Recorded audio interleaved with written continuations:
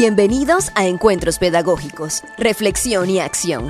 Un espacio del Departamento de Pedagogía para explorar los desafíos y oportunidades en la educación superior. Prepárate para un diálogo que va más allá de las aulas. Expertos, profesores y estudiantes compartirán sus conocimientos para enfrentar los retos y construir la educación del futuro. Ven y acompáñanos en este viaje educativo. ¡Comenzamos! Bienvenidos a Encuentros Pedagógicos, Reflexión y Acción. En el día de hoy nos encontramos en la Feria de Innovación Pedagógica Innovar para Aprender. Contamos hoy con una invitada muy especial. Su nombre es Catalina Hurtado Castaño. Ella es docente investigadora de la Institución Universitaria Digital de Antioquia. Es coordinadora del Nodo Territorial de Proximidad del Oriente, ubicado en el municipio de Guarne, Antioquia. Es ingeniera física, magíster en ciencias, física y FED Fellow. Es también coordinadora del Foro Departamental de Formación Docente, de experiencia 10 años en investigación, en enseñanza digital y en el territorio y diseño de contenido, ciencia y tecnología.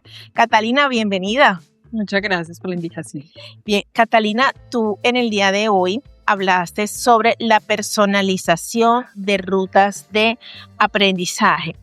Teniendo en cuenta esta charla que tú diste en el día de hoy, te quiero preguntar, ¿cuáles consideras tú que son los principales beneficios de personalizar las rutas de aprendizaje en comparación con los modelos tradicionales de enseñanza?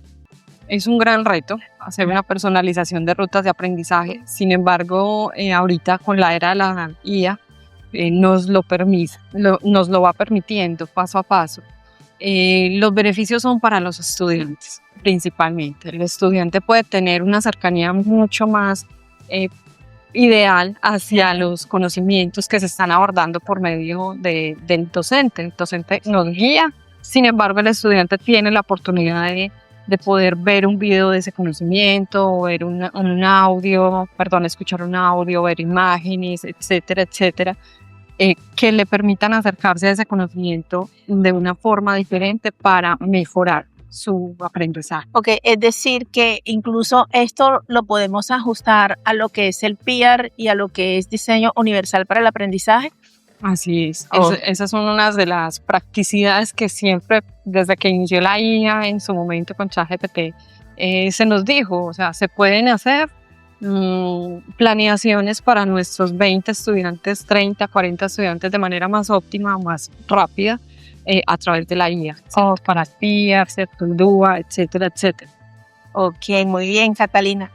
Cata, ¿qué herramientas o metodologías recomiendas tú para identificar esas necesidades individuales de aprendizaje de cada estudiante o de cada colaborador? Al momento, la que más recomiendo es las que presenté en Notebook LM y las gemas de Gemini. Okay. Porque son herramientas que le permiten al docente ser observador del proceso, ¿cierto? Si uno está trabajando con una IA, pues es uno y la IA en la conversación en esa IA. Sin embargo, en estas otras IA, a través de los cuadernos de Notebook LM, está la posibilidad de que el cuaderno se le comparta al docente. Y el docente son 3. Exacto. No solamente el estudiante, la IA, sino que también tendríamos como docente la posibilidad de ver qué contenido está en ese cuaderno, qué fuentes están cargando, si son ejercicios resueltos, qué conversación llevamos con la IA, qué sugerencia le puedo hacer al mismo chat en el que está interactuando el estudiante con la IA. Sí, y bueno, ya que mencionas Notebook LM, pues creo que es una herramienta bastante útil, sobre todo porque puede aplicar a los estilos de aprendizaje y que a través de los estilos de aprendizaje podemos incluso llevar a cabo lo que tú decías sobre la personalización de esas rutas, que entonces creo que es una muy buena alternativa. Catalina, ¿cómo se puede mantener ese equilibrio entre personalización del aprendizaje y el cumplimiento de resultados académicos? Bueno, ahí entra a jugar algo bien importante, es primero qué información tienen nuestros directivos respecto a la IA, ¿cierto? Cómo ellos la están viendo, cómo la están apropiando, qué directrices están dando para hacer uso de la IA en el aula. Primero desde ahí. Y segundo es que el docente repiense sus rúbricas de evaluación, ¿cierto? Porque pues, no es lo mismo evaluarle si llegó al resultado correcto o no, bueno, qué sucede en medio, ¿cierto? Y qué tipo de actividad es, qué tipo de actividad se diseñó. Pues primero el docente la diseña, así tenga la IA como apoyo, piensa para diseñarla o para hacer uso de ella durante la clase, pero primero es el diseño y conseguir de ese diseño enfocarlo a esas competencias que queremos que el chico o la chica desarrolle. Ok, o sea, debe haber una alineación entre lo que el profesor quiere para sus estudiantes y los contenidos que debe desarrollar. Exacto. Ok. Cata, desde tu experiencia, ¿cuáles consideras tú que son los mayores retos para implementar esas rutas de aprendizaje personalizadas en instituciones educativas a nivel superior? Nuevamente, primero los lineamientos, ¿cierto? Que desde las directivas se entienda que es la IA, que es un sistema nuevo que entró, yo digo, para quedarse, ¿cierto? Así como lo fueron las enciclopedias en su momento, los computadores, en carta. Olvidar en carta. Desde ese momento, cuando entran esas herramientas, entender que son para bien de la humanidad. Entonces, esos lineamientos primero para llevarlo al aula, ¿cierto? Okay. Para entender de qué forma se puede desarrollar dentro del aula. Y segundo, el más grande, el internet. Okay. Más allá de si se tiene un equipo tecnológico o no en el aula, y estamos hablando de aulas de universidad, pues yo también trabajo en colegios, pero digamos que en aulas de universidad uno dice, hay acceso a tecnología. Ajá. Y espera uno que haya acceso a internet. Si ya nos vamos a temas de colegios, pues el gobierno provee tecnología, pero el tema del internet es un reto grandísimo. Sí, el tema de infraestructura para todos, móvil. O sea, si fuese colegios urbanos, colegios rurales, todos. Ahí hay una falencia muy grande y quiera que no, la inteligencia artificial usa internet para aplicarse. Hay unos que son descargables, pero son modelos muy pesados y tienen una información hasta pues temporalidad, hasta cierta temporalidad. De ahí en adelante, pues se nos queda desconectada de la realidad a través de internet. Pero bueno, ahí está pues como el reto Y sabes principal. que yo le agregaría otro reto y es la visión que tiene el profesor frente al uso de la IA. Porque tú sabes que todavía hay profesores como que estamos pensando que la IA nos va a reemplazar, estamos pensando de que la IA no es un buen ayudante, pero creo que el reto también, y se lo agrego allí, es el cambio del chip que debemos tener para el profesor. Y sobre todo, otro que también le voy a agregar allí, Hay varios. es que sí, hay varios, es el tema de la concientización que debemos tener frente a lo que es la educación, porque es que entendemos que el tema de la personalización de las rutas de aprendizaje indica tiempo, indica dedicación y también preparación para hacer un buen trabajo. Entonces creo que allí podemos mirar. Y bueno, Cata, ¿qué tendencias o tecnologías consideras tú que pueden transformar la personalización del aprendizaje en los próximos años, especialmente con el avance de la IA? ¿Qué tendencias de tecnología? Sí. No, yo siento que para llegar a ese punto ya tenemos lo que requerimos, ¿cierto? Que básicamente es un equipo tecnológico, computador, tablet, celular y precisamente las herramientas, ¿cierto? Dificultad grande y es que estas herramientas que entraron al mercado, las herramientas de IA que entraron al mercado entraron con apuestas gratuitas. Ok. Entonces la tendencia de esas tecnologías es a cobrar. Ajá. Entonces ahí empieza otro reto. Otro reto. Entonces esa tecnología nos genera actualmente una barrera baja de uso de esta tecnología porque pues no tiene costo y tenemos casi todo el mundo un celular en la mano con sus IAs ahí. Pero la tendencia que sean de cobro o también la diversificación de las tecnologías es importante, ¿cierto? Porque hay esa diversificación, nos permite entonces que se desarrollen IAs para cosas muy específicas, ¿cierto? Entonces, que unas nos sirvan para los docentes, otras para tal área, otras para economía, etcétera, etcétera, mientras todos nos vamos apropiando de ellas. Digo yo, hasta que ya empiecen a ser muy costosas, Sí, claro. por su uso y tengamos que tener una reversión Exacto. del proceso. Pero sí, yo siento que ya tenemos todo lo que necesitamos para lograr esa personalización. Y yo creo que eso que te están diciendo también se convierte en otro reto, y es el tema de la accesibilidad. Así es. Ya, bueno, Cata, entonces, un último consejo para nuestros profes Unisimón que nos están viendo, nos están escuchando. Que no les dé miedo. ¿Cierto? Sí, que no les dé miedo, así cuando entró el computador y denle clic en todos los botones, que no va a pasar nada, no va a pasar nada. Así mismo con la IA, entren, no va a suceder nada. Si tienen diferentes correos, pues un correo como personal, entonces más bien creen otro que va a ser el que van a usar con todas las herramientas de IA, aplíquenlo, úsenlo, prueben a ver qué sucede en el aula, empiecen rompiendo esa barrera, es como una especie de... como que nadie habla de eso, ¿cierto? Ajá, pero pregúntenle a sus estudiantes, pregúntenle, ¿y ustedes cómo usan la IA? Exacto. ¿Será que esta tarea que les puse hace 2 días ya me la hicieron con IA? Pregúntenle a ver qué sucede, y si ellos le dicen que sí, pues ¿qué problema hay? Exacto. ¿Cierto? ¿Qué problema hay?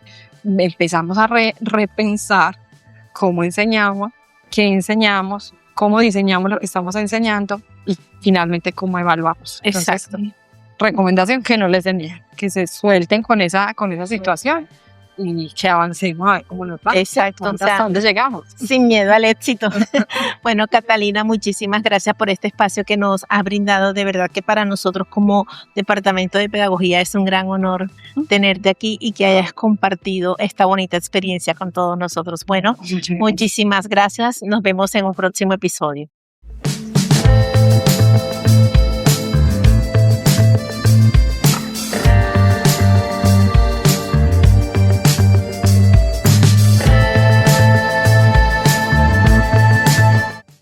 Hola, bienvenidos. Estamos en un nuevo episodio de Encuentros Pedagógicos. Como siempre, con un invitado súper especial. Esta vez nos acompaña Boris Sánchez. Boris es nuestro conferencista magistral de la 5ª Feria de Innovación Pedagógica. Y pues quisiéramos que nos regalaras unos minutos. Ya acabas de salir de su feria, de su conferencia, y realmente no lo dejaban de bajar. O sea, fue súper exitosa y gracias por compartir todo eso que sabes con nuestros profesores, con nuestros estudiantes, incluso con los invitados de las otras universidades que estaban también todos muy pegados a lo que fue tu charla. Quisiera en ese sentido, pues a los que no pudieron asistir y nos van a ver a través de este episodio, que nos hablaras de qué se trató tu charla, en qué consistía y sobre todo cuáles fueron esas preguntas que sembraste en el auditorio, que fueron muchas porque no te dejaban bajar. Sí, pues primero muchas gracias por la invitación, de verdad es un gusto y un honor estar aquí con ustedes. Mi charla se basa primero en una reivindicación del rol del docente. Okay. ¿Cómo se titulaba? De hecho, se me olvida, era el profesor como arquitecto de sentido. Y eso es importante, cuando hablamos de arquitecto de sentido, es que estamos hablando que la IA es una herramienta muy potente para hacer cosas y automatizar procesos. Y es una herramienta que es muy diferente a todas las herramientas que hemos tenido en nuestra historia como humanos, porque es una herramienta que por primera vez tiene capacidades que antes eran exclusivamente humanas, que eran capacidades cognitivas, capacidades de analizar, clasificar, categorizar, sintetizar y crear información. Y entonces muchas veces las preguntas es ¿cuál es el rol de un docente dentro de este lugar? Y hay un rol que es exclusivamente humano, que está en el proceso de educación, que es lo que quiero reivindicar en el docente. Implica entender el potencial, los riesgos, las oportunidades que hay con la IA generativa específicamente y con las posibilidades que tiene en cuanto a amplificar el aprendizaje en los estudiantes. Pero los riesgos que están detrás implícitos son los riesgos de perder esa conexión que hay en el proceso de aprendizaje, entender que el proceso de aprendizaje es mucho más que desarrollar conocimientos, entender que hay una relación dialógica que es fundamental dentro de la experiencia de aprendizaje, entender que hay que crear situaciones de aprendizaje que sean retadoras, porque aprender es algo que implica fricciones y frustraciones. Y si no se hace esto, no se desarrollan una serie de competencias que ahorita en este momento son tan potentes y necesarias como la curiosidad, la responsabilidad, la autonomía, la reflexión, la capacidad de pensar críticamente, de ser creativos. Cosas por supuesto, cosas que no podemos delegar en las máquinas, que ese es el gran riesgo que está detrás de esto. Si se usa la IA sin criterio y sin conciencia deliberada de por qué se usa, podemos llegar a unos procesos de delegación del pensamiento y los muchachos no van a aprender. Y esa es una de las grandes cuestiones. Tenemos que dejar como claro que la IA debe estar subordinada a la pedagogía y no al contrario, no es usar herramientas por usarlas. No, son más llamativas, son bastante interesantes, son muy potentes, pero no es usar herramientas porque sí, es porque realmente cumplen con un criterio pedagógico. O sea, en ese sentido, tú nos estás proponiendo que los profesores seamos estrategas. Claro, no. ¿Por qué competir contra la máquina? No tiene sentido. No tiene sentido. Sí. Nunca hemos competido con las máquinas. Siempre hemos tenido una relación con las máquinas en donde sabemos que van a superar nuestras capacidades, ya sean más fuertes. En 10 segundos ya lo hacen. Claro, no, desde hace mucho tiempo. O sea, por eso tenemos palancas de que hacen mucha más fuerza que nosotros. Por eso la rueda permite trasladar cosas. Por eso tenemos un avión que nos lleva más rápido de lo que nuestro cuerpo puede hacerlo. Moverse, Exactamente. Entonces, nunca ha existido una relación de competencia con las máquinas. El problema es cuando comenzamos a darle una personalización a la IA, porque suena muy humana, porque suena a algo que nunca hemos visto. Y porque está llenando vacíos en algunos Exactamente, casos. Pero tenemos que entender que la IA tiene un montón de restricciones en cuanto a su capacidad subjetiva, entender un mundo sensible, entender al otro, entender lo que no se dice, porque no tiene una experiencia sensible, no tiene criterio, porque carece de la capacidad de decidir qué es mejor para un humano, porque lo puede hacer probabilísticamente,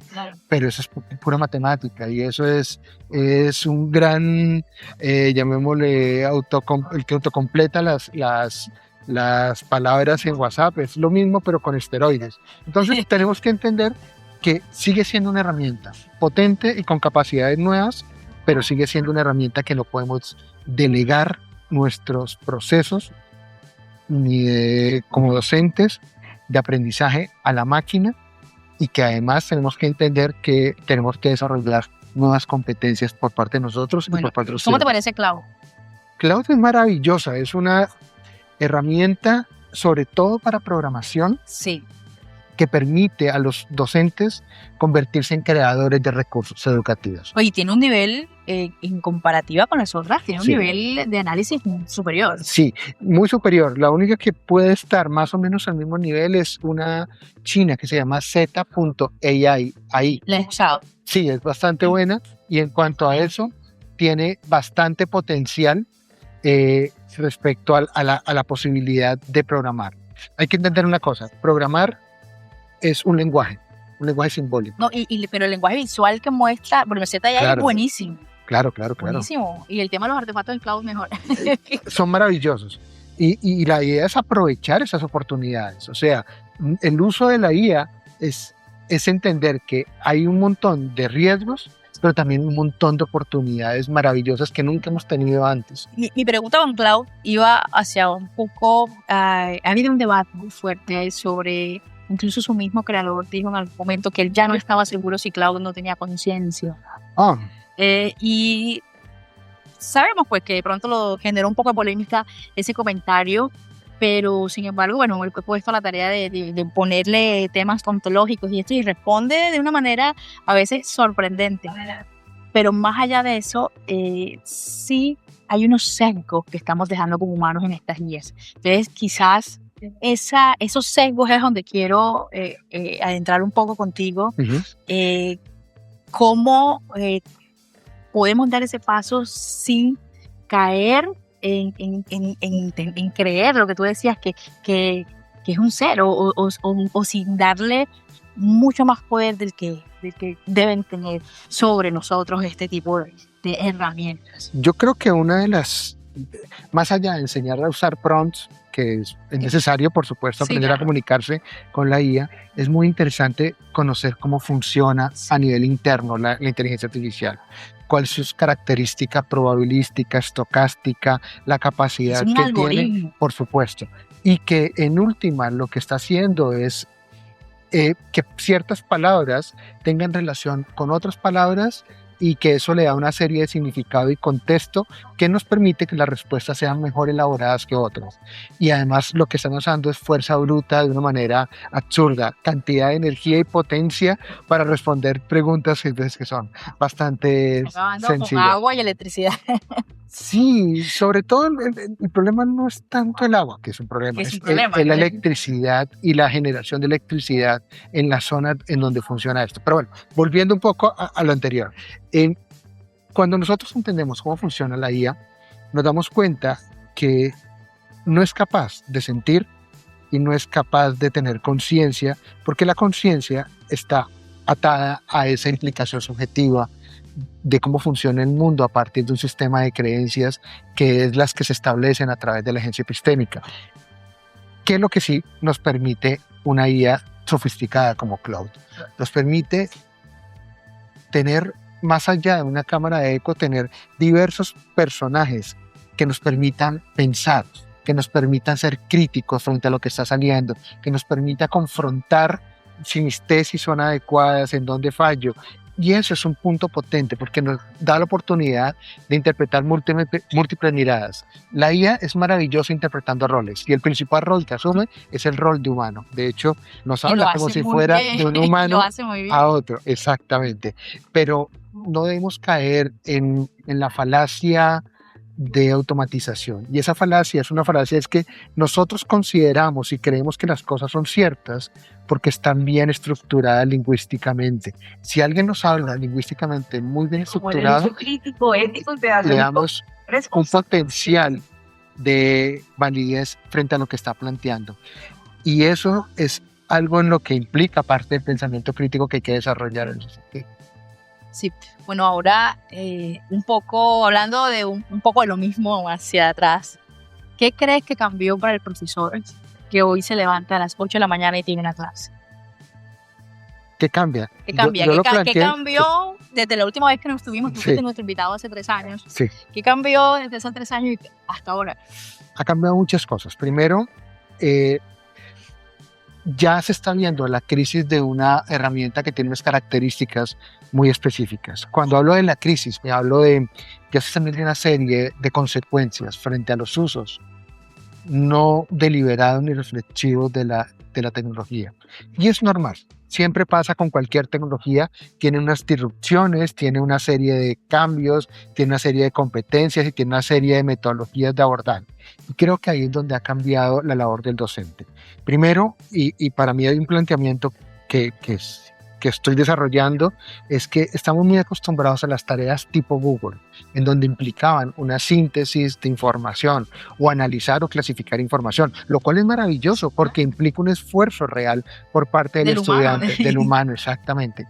¿Cuál es el problema? Es que una tarea de ese estilo la puede hacer una IA muy fácilmente. Entonces, el problema es que nos habíamos acostumbrado a que lo importante era el resultado y el producto final. Lo importante era el ensayo, lo importante era la infografía, lo importante era el párrafo que se hacía. Y tenemos que regresar a que lo importante no es el resultado, sino el proceso. Y es este mismo elemento que vivieron hace mucho tiempo los profesores de matemática cuando aparecieron las calculadoras, que entonces si yo hago 2 más 2 es 4 y me lo puede hacer una maquinita que está en la mano, entonces no van a tener que aprender a sumar, restar, multiplicar. No, y era la causa, ya se va a acabar el pensamiento. Se va a acabar el pensamiento. Nadie más va a aprender a pensar.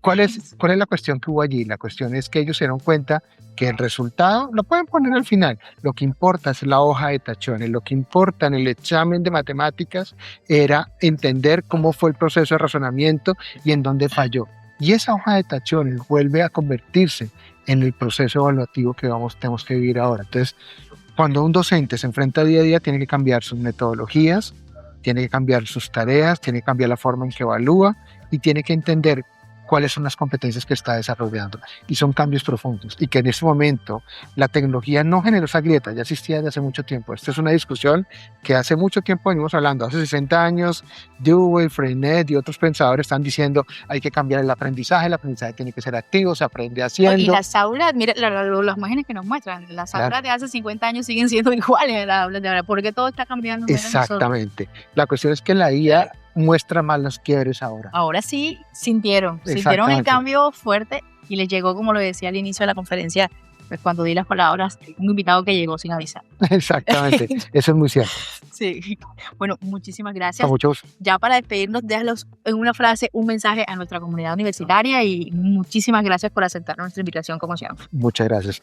Mi mensaje es directo, siempre hemos delegado en las tecnologías cosas. Cuando tenemos un GPS, delegamos nuestra manera de transitar en un mapa. Cuando usamos una calculadora, delegamos la capacidad de hacer cálculos. Pero siempre hacíamos cosas con esa información con la que delegábamos. Lo que no podemos delegar es el pensamiento, es la capacidad de pensar. El problema no es de plagio. El problema es de no reflexionar sobre lo que la IA está produciendo. Tenemos que ser críticos, pero tenemos que aprovechar el potencial que la IA sí tiene. Entonces, siempre es ser cautelosos, pero también arriesgarnos a hacer cosas nuevas. Así Ese es el mensaje. Listo, muchas gracias. Con mucho gusto.